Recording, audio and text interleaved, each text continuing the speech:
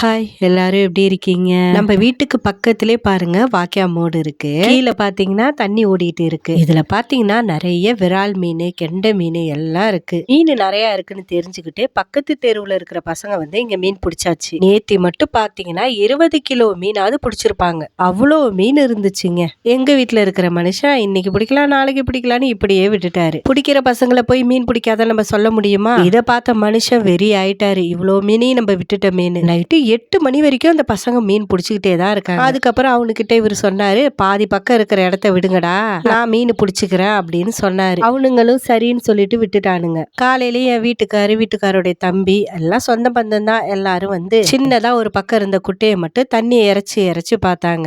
இறக்க தண்ணி இருந்துகிட்டே இருக்கு, ஊறி ஊறி வந்துருச்சு. அதுக்கப்புறம் எங்க வீட்டுக்காரு போய் இன்ஜின் வாங்கிட்டு வந்துட்டாரு. தண்ணி இறக்கிறதுக்குள்ள இன்ஜின் வேற ப்ராப்ளம் கொடுத்துருச்சு. அதுக்கப்புறம் ஒரு வழியா அதை எல்லாத்தையுமே சரி பண்ணி எப்படியோ கஷ்டப்பட்டு ஒரு 1.5 கிலோ மீன் தாங்க தேரிச்சு. வீட்டுக்காரோட தம்பி மட்டும் 2 மீன் எடுத்துட்டு போயிட்டாங்க.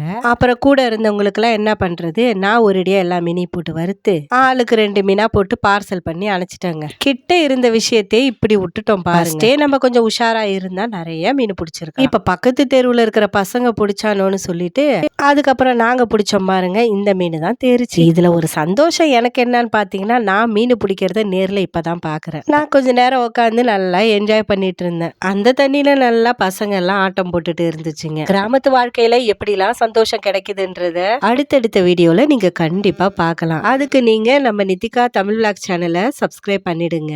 நல்லா ஃப்ரெஷ்ஷான உயிரோட இருந்த மீனாச்சா அப்படியே கட் பண்ணி வருத்தம்னா அவ்வளோ டேஸ்டா இருந்துச்சுங்க சாப்பிட்றதுக்கு. இன்னைய பொழுது இப்படிதாங்க போச்சு.